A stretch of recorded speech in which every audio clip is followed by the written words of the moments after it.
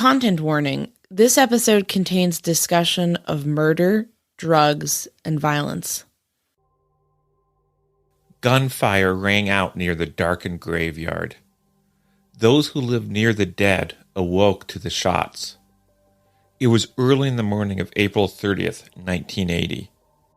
A fog had fallen over the town of Greenwood, Indiana, the suburb bordering the south side of Indianapolis. The residents of the neighborhood around Mount Pleasant Cemetery later recounted what they heard for the police. Kenneth Bush counted 2 shots, maybe a third. He wasn't quite sure. He stepped out of his house into the misty air and looked down the road towards the graveyard. Then he went back inside. Just down the road, Mary Ann Finley was certain she counted 3 shots. She and her husband were up with a new baby, a boy. They were just starting to doze off around 3:30 a.m. when they heard what sounded like 3 shots.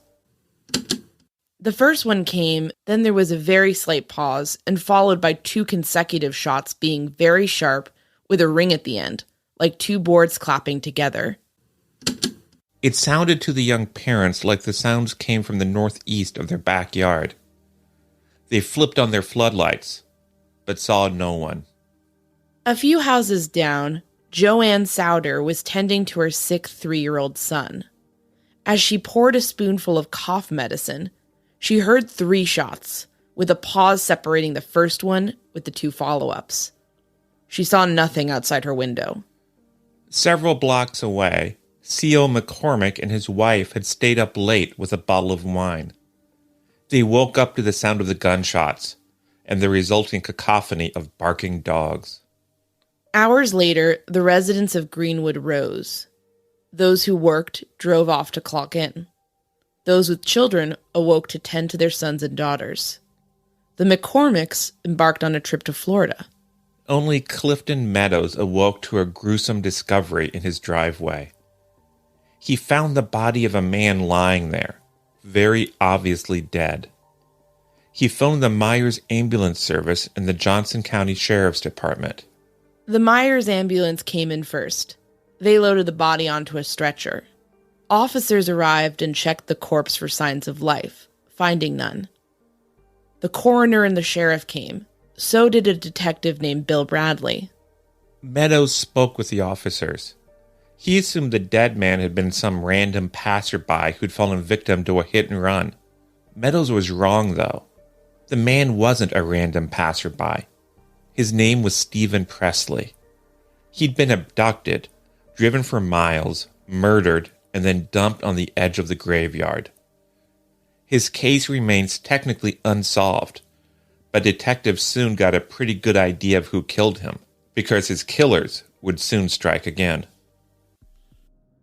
My name is Anya Kane. I'm a journalist. And I'm Kevin Greenlee. I'm an attorney. We first connected while looking into the Burger Chef murders, an Indiana cold case. Together, we built a spreadsheet documenting hundreds of cases of restaurant-related homicides. That original spreadsheet gave way to our podcast, the Murdersheet. Now we maintain that same research-centric, investigative approach as we look into all sorts of homicides, including unsolved cases, historical crimes, and, of course, restaurant murders. We don't just chat about the headlines. Our podcast is a platform for our journalism. The Murdersheet focuses on investigative reporting, thoughtful analysis, thorough research, and in-depth interviews. We're the Murdersheet. And this is You Never Can Forget, the man who knew too much.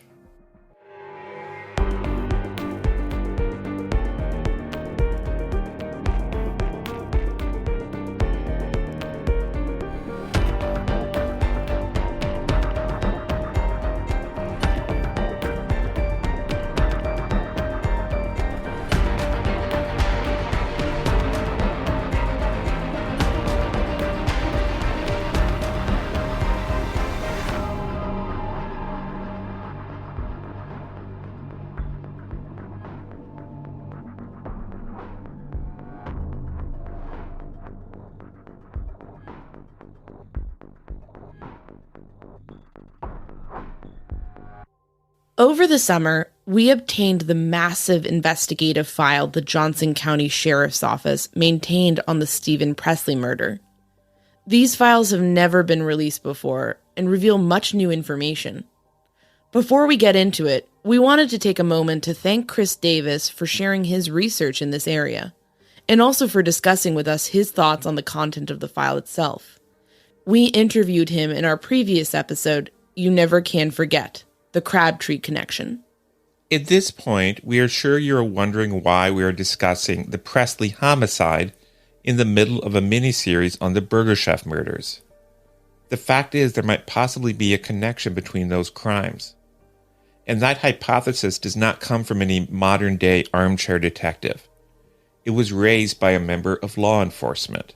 Back in 1993, Johnson County Sheriff Doran Miller told Brian Corbin of the Franklin Daily Journal that Presley may have been murdered to silence him, that Presley could have had knowledge about other crimes, including Burger Chef, and may potentially have told all to police. He knew something, stated Miller. If the right things were done, possibly he could talk. Instead, of course, he was killed. Miller's words alone make it crucial to closely examine the death of Presley. One of the key investigators who worked the case at the time was Detective Sergeant William, or Bill, Bradley of the Johnson County Sheriff's Department. He served in the Navy during the Korean War and ultimately became a patrolman with Johnson County in 1971. We wanted to take a moment to highlight Bradley because he conducted many of the interviews we will be reading from, and many of the investigators' notes in the file also seem to be from him. As always, when we begin or end reading directly from a file, you will hear this. Before we start talking about who Steven Presley was, it is important to discuss who his friends and associates were. Presley was closely connected to a man named Darryl Crabtree. Who is he? Well, to start, let's listen to this moment from an interview Bradley did with a man identified as Michael. How much do you associate with Crabtree and... I buy my drugs from them. That sums it up, but of course there was a great deal more to it than that. By 1984, when the police busted up the drug organization run by Darryl, his mother Norma Jean, and other members of their family, it had grown to become the third largest drug ring in the country.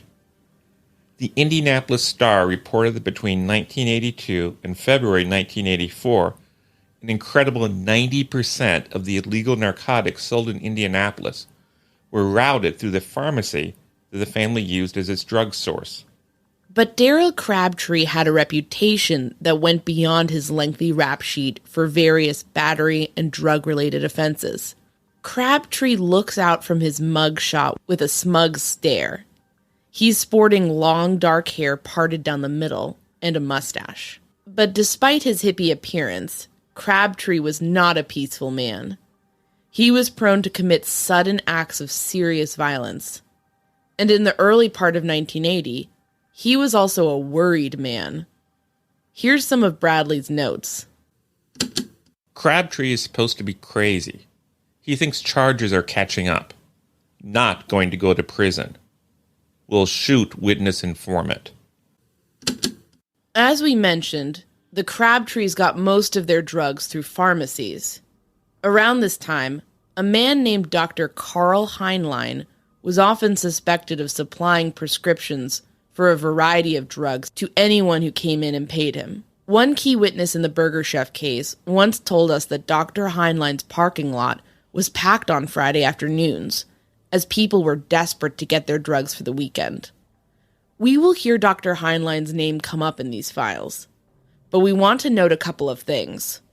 First, it is unclear whether or not Heinlein had any connection to the Crabtree organization.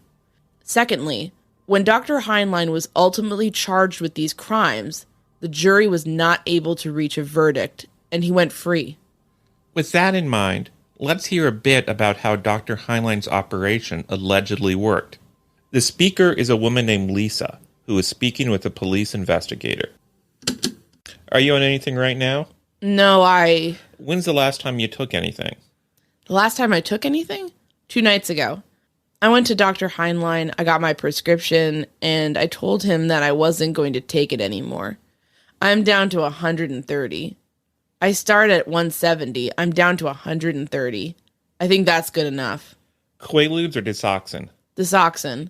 And I told I told him that I was just leaving town, that you can ask him, that I didn't need his appointment anymore because I wouldn't be back. I did that on purpose. What's it cost you for a visit to the doctor? $15? Oh, no, it's gone up. It's $18 now. Is it? That's for... But I owe... That's for a full checkup and everything? Yeah, well, he gives you, check in your nose, throat, and all this kind of stuff. But what I couldn't understand about that man, and I still can't, is why in the world, how could he stand there and take Jan's blood pressure, roll her sleeves up, when there was no veins left in either one of her veins were collapsed on both arms, and turned around and write her a prescription. Now, isn't that against the law? How could he do it? I'll tell you bluntly, I stood there and I told Dr. Heinlein, I had a long talk with him. Jana liked him a lot. And I told him, maybe I did it wrong, I don't know, but I was trying to get information out of him. And I gave him every crooked name I knew out there, and I said, if you don't cut them off from coming out here, I said, all they're doing is either they're selling the dope, or they're running it, or they're using it for a bad purpose. And I gave him every name I knew. All right, now, all I know to do now is watch and see if people will still get in. I told him, please don't give Rebecca anything else anymore, because my mother doesn't want her having it. It is worth noting here that, according to the notes in the file, Steven Presley was himself working with Dr. Heinlein. A handwritten note from an investigator alleges that Presley would obtain blank prescriptions from Dr. Heinlein and use them to forge prescriptions to get drugs either for himself or to sell. In any case, it is now time to get to Steven himself and discuss what sort of a person he was. His mugshot shows a thin young man with shaggy hair, a skinny mustache, and an intense gaze. It seems clear that he was heavily involved in the drug trade. It also appears that he did not hesitate to steal from other drug dealers and users. Here is an experience that Michael recounted to Bill Bradley. Presley walked in. As a matter of fact, it was Fat Cat that was in the house, And then Presley took about, I'd say, close to 6,000 or 7,000 blue tips from him. And then this dude that lives, Danny, took me to a guy's house over on King Street. And Presley had kicked in the door on a dude that he had left. He had one watchman there and came up with a big old plastic jar of Preludes. How many is in a big old plastic jar? I don't know, But we shot good dope. We knew that. So, that's good concentrate. When was this? Oh, it's been last summer. It might be the reason Presley was hiding, do you reckon? Yeah. And Michael was far from the only person to have a negative experience with Steven. Here, Lisa describes one of her experiences. In your opinion, who do you think, did you have anything to do with any of the Presley murder or anybody else? No, I did not. Do you know anybody that did, in your mind? There's so... Your mind. I'm not talking about... In my mind? Right, your opinion. Jan would have reason. Danny would have reason. Billy would have reason.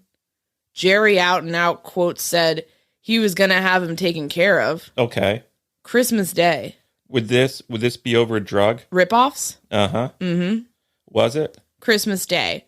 Jerry said, he told us, I'll just be honest, we went over there to buy some Quaaludes. Uh-huh. 3 Quaaludes is what we bought. 1 apiece.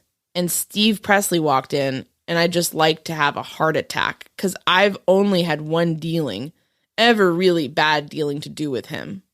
And that's where he put a knife to my throat, took my car keys, and drew a gun on me. I found out what kind of person he was, and that was the end of that there. We did not get along. When he came in, Crabtree oh boy, they've got me so confused.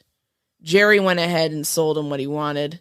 And when he left, Jan told him, she goes, You might be straight with everyone else, she says, but I'm warning you now, she goes. Danny's looking for you. She goes, and you're dead. Jan told him he was dead. They were going to kill him. And so then he left, and she goes, why did you sell him that? And Jerry says, because, don't worry about it. He's taken care of. He said, we've got to take our time and be cool about this. But, he goes, I guarantee you, before summer's here, he's dead.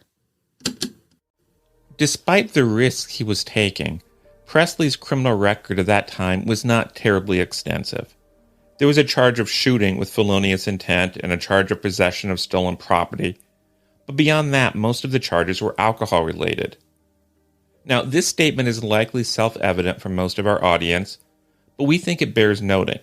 No one deserves to be murdered. That includes people with addiction issues and those involved in the drug scene. Presley had plenty of problems, but he was a very young man, and we are sure there were people in his life who cared deeply about him. In many ways, it could be said that the story of the murder of Steven Presley actually started a couple of weeks earlier with an incident at a Speedway hotel. A man named Thomas recounted what happened to police investigators in a 1982 interview. Okay.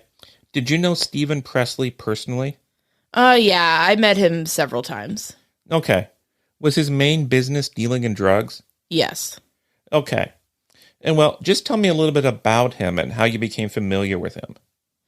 Well, I met him through the Crabtrees. The Crabtrees being Daryl and Ricky Moe and their mom, Norma Jean. Norma Jean is kind of the head of that thing. She runs it all, you know. And then their father, Cliff, he's kind of the, resident enforcer. Damn erratic of the family. That was how I met Steve and his brother. About a month and a half, 2 months before he was killed, there was an incident at the American Inn West on Crawfordsville Road between a guy named Terry King and Daryl Crabtree. And Presley was there. What it amounted to was there was going to try to rob Terry.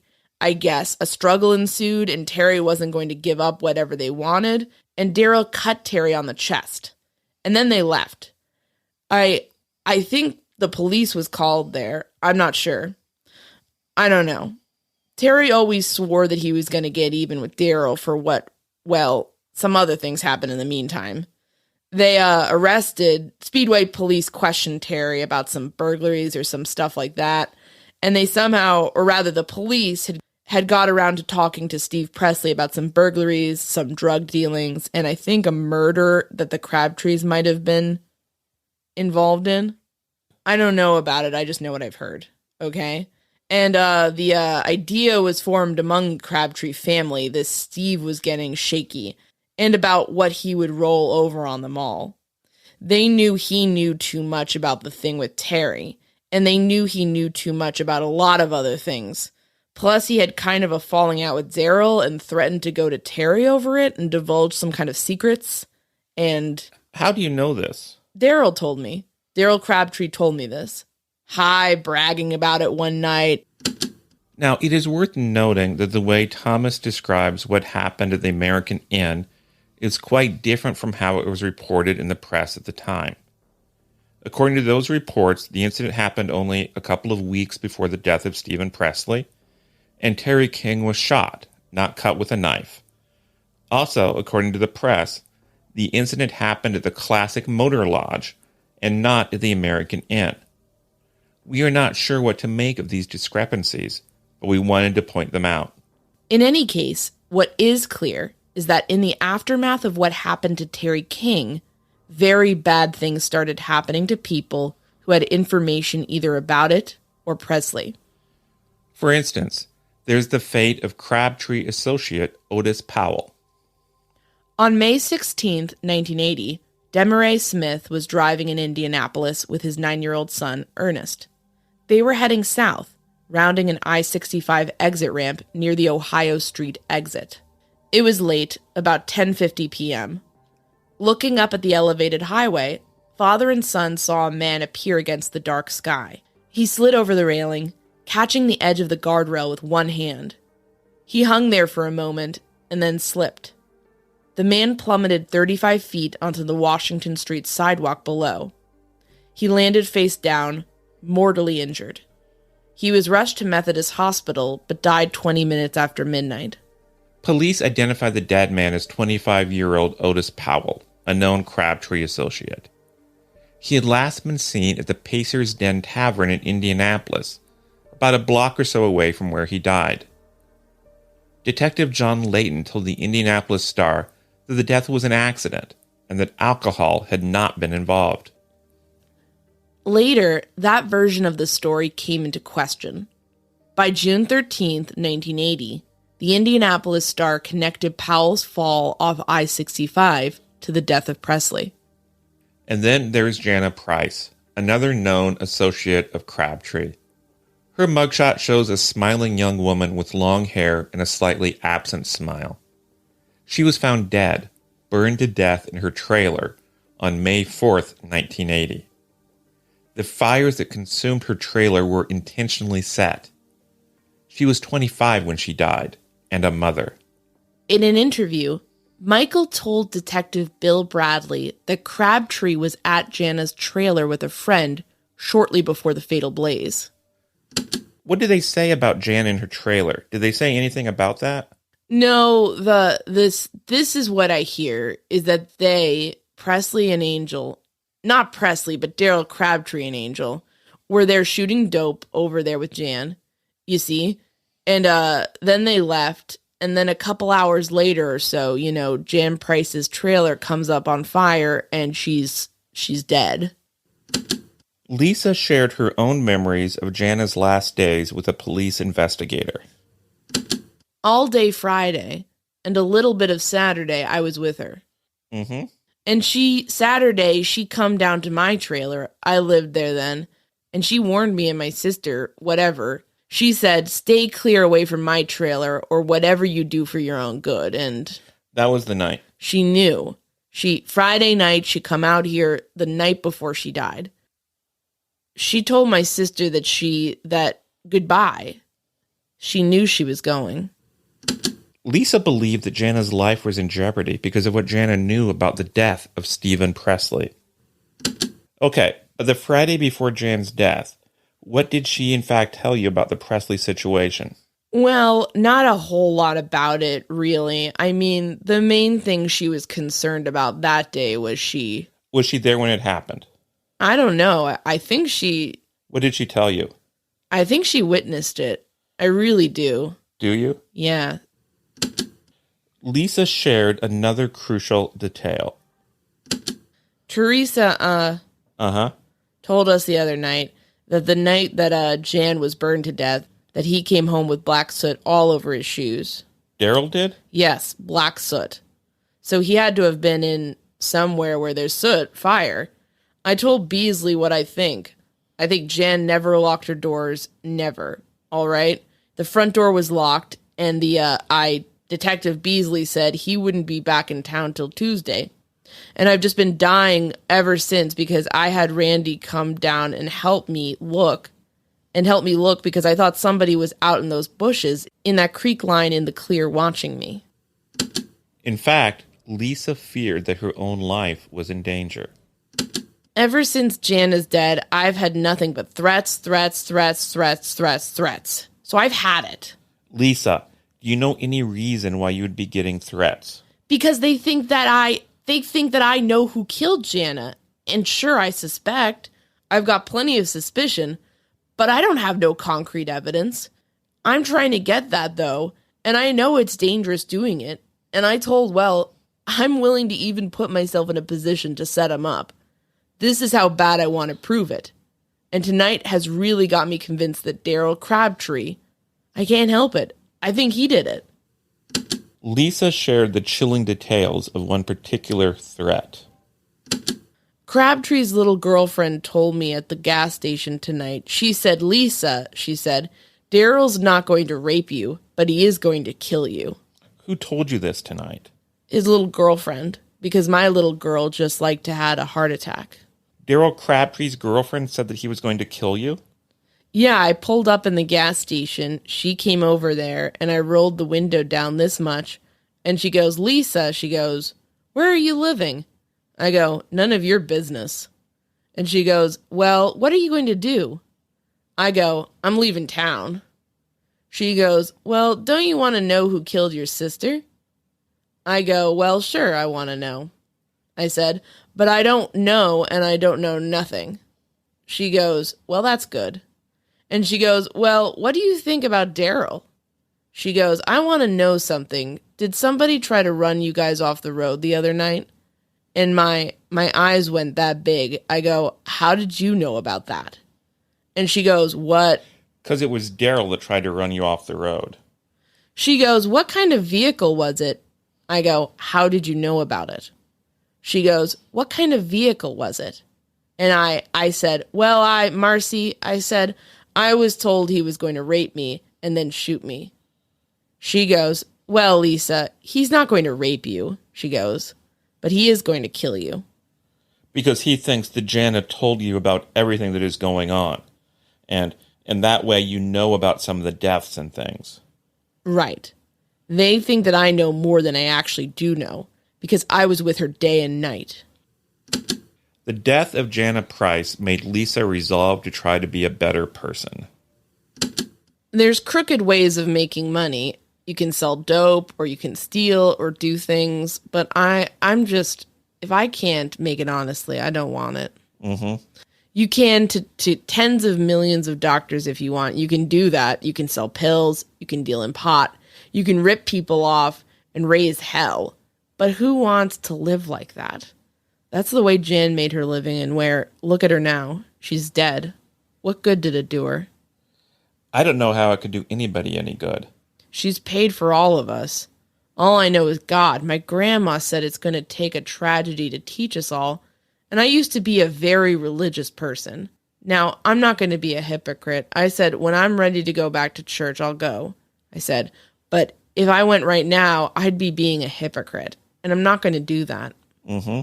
Her death has done something, It's only natural.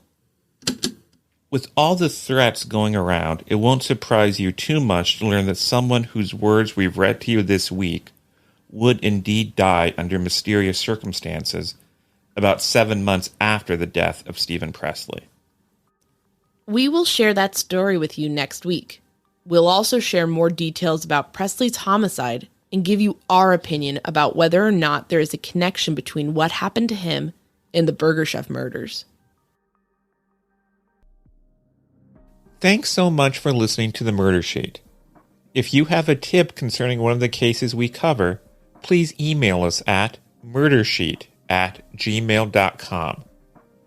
If you have actionable information about an unsolved crime, please report it to the appropriate authorities.